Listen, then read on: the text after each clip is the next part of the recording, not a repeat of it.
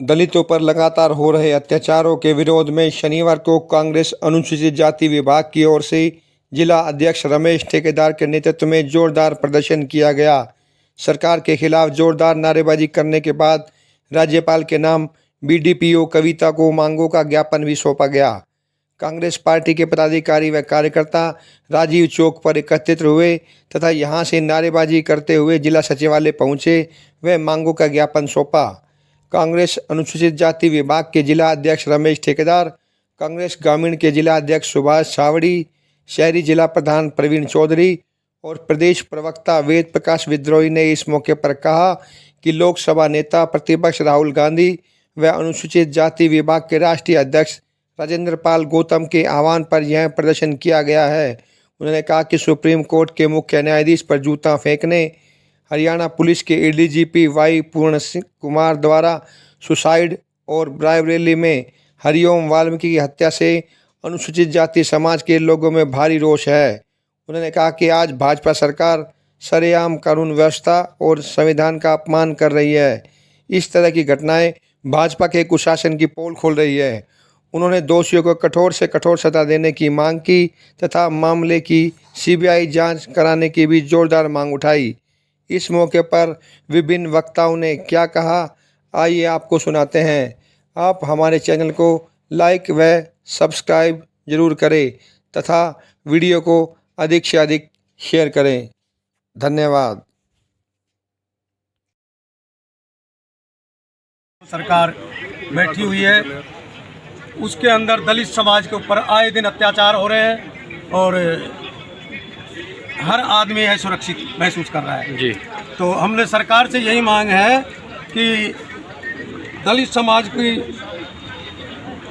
ज़्यादा से ज़्यादा उनको कोटी दी जाए और जो हमारे सुप्रीम कोर्ट के चीफ जस्टिस जी हैं उनके ऊपर जो जूता फेंकने का काम किया है वो एक जूता नहीं फेंका है, वो संविधान के ऊपर एक अटैक किया गया है। क्योंकि ये जो बीजेपी और आरएसएस की सरकार है ये संविधान को नहीं मान के मनुस्मृति को मानना चाहती है।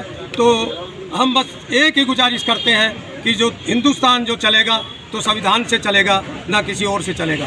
तो अभी पूरे देश के अंदर अपने यहाँ हरियाणा के जो डीजीपी हैं वाईएस पूर्ण सिंह है, एडीजीपी, उनने भी जो इतने बड़े अधिकारी जो है खुद जो अपना आत्मदाह कर रहे हैं, जो वो कर रहे हैं, तो आम आदमी सरकार के अंदर सुरक्षित नहीं है। ठीक है। एससी डिपार्टमेंट के अध्यक्ष रमेश ठेकेदार की तरफ से उनकी अगुवाई में सारी कांग्रेस पार्टी के पदाधिकारियों ने और संस्थाओं ने आज किया है।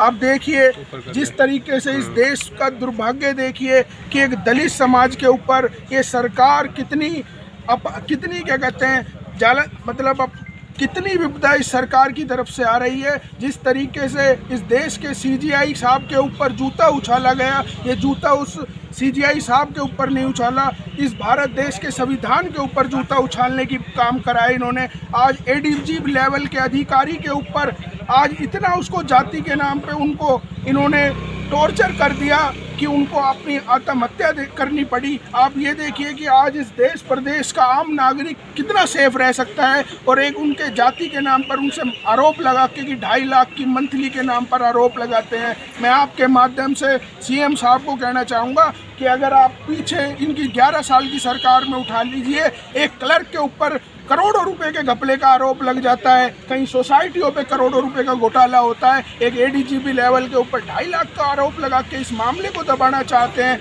आज उनका परिवार को देखिए कि वो आरोप लगा रहे हैं, ना तो जल्द डेड बॉडी को ज़बरदस्ती लेके पीजीआई ले जाया गया, परंतु बड़ी शर्म की बात है इस देश में दलितों के ऊपर, दलितों को इलेक्शन से पहले भाजपा हिंदू बना देती है और जब इलेक्शन हो जाते हैं उसके बाद उनको दलित की लाइन में खड़ी कर देती है। तो मैं आपके माध्यम से कहना चाहूँगा ये हमें भी कहीं ना कहीं समझने की ज़रूरत है। जो बाबा साहब भीमराव अंबेडकर के संविधान से छेड़छाड़ करेगा, हम उनकी राजनीति को ख़त्म करने की बात हमेशा करते आए हैं और करते रहेंगे। अगर बाबा साहब के संविधान को इन्होंने छेड़ा तो ये आज जिस तरीके से ये समाज की क्रीम आपके बीच दिखाई दे रही है, और जल्दी एक पूरे समाज रेवाड़ी जिले के सारी हमारी मीटिंग हो गई, एक बड़ा प्रोटेस्ट यहाँ पर आपको देखने को मिलेगा और कतई बर्दाश्त नहीं करेंगे। इनको आंखों से पट्टी हटानी पड़ेगी, नहीं तो इनका तख्ता पलट करने का काम यही लोग और यही 36 बिरादरी के लोग करके दिखाएंगे। ठीक है जी। दिया है हमारे बहुत ही सम्मानीय और माननीय ईमानदार हमारे स्वर्गीय ADGP वाई वरुण कुमार जी, जो एक सुसाइड जो उन्होंने करा है, तो मैं आपको बताना चाहता हूं कि वो एक बहुत ही ईमानदार और वैसे आदमी थे, बहुत ही सहनशील आदमी थे, जिसके अंदर उनको जाति के हिसाब से भी और उनको ताकत के हिसाब से जो भी जितने अधिकारी थे उन्होंने अपने बल का प्रयोग कर और उनको टॉर्चर और उनको दिमाग की टेंशन देकर उन्होंने जो आत्महत्या की है। मैं सबसे पहले तो निवेदन करना चाहता हूं हमारी नायब सिंह सरकार से, जो हरियाणा की जो सरकार है, क्योंकि वो गृह मंत्री भी वही है और मुख्यमंत्री भी वही है, मैं निवेदन करना चाहता हूं कि वो इसकी CBI जांच होनी चाहिए इस मामले की। दूसरी बात ये भी है कि अभी 2 दिन पहले हमारी बहन अमनीत ने जो प्रेस कॉन्फ्रेंस करने के लिए जो वहां पर रखा, जो चंडीगढ़ के अंदर, तो मैं आपको पत्रकार साथियों बताना चाहता हूं कि वहां पर इतनी फोर्स लगा दी गई कि वहां पर पत्रकार और मीडिया वहां पर पहुंच नहीं पाया, और उसके बाद जबरदस्ती से डेड बॉडी को PGI के अंदर ठाके ले गए। तो मैं तो निवेदन करना चाहता हूं कि हम अगले 15 दिन का क्योंकि इसके अंदर सारे 15 हैं। अगर आज किसी गरीब आदमी, कोई गांव का या आप कोई शहर का कोई छोटा आदमी अगर ऐसा जाति सूचक शब्द कह देता, तो उसको उठा के यही पुलिस, यही हरियाणा सरकार, यही गृह मंत्री और यही मुख्यमंत्री उसको अंदर कर देते थे और उसकी जांच नहीं होती, क्योंकि अभी तक उनके खिलाफ मुकदमे दर्ज नहीं हुए हैं, और मुकदमे दर्ज हुए तो नॉर्मल धाराओं में हुआ है। तो मैं ये कहना चाहता हूं कि उनके खिलाफ 304 और जाति सूचक शब्द जो 15 के 15 हैं, उनके खिलाफ मुकदमा दर्ज होना चाहिए और न्याय मिलना चाहिए। मेरा यही आग्रह है।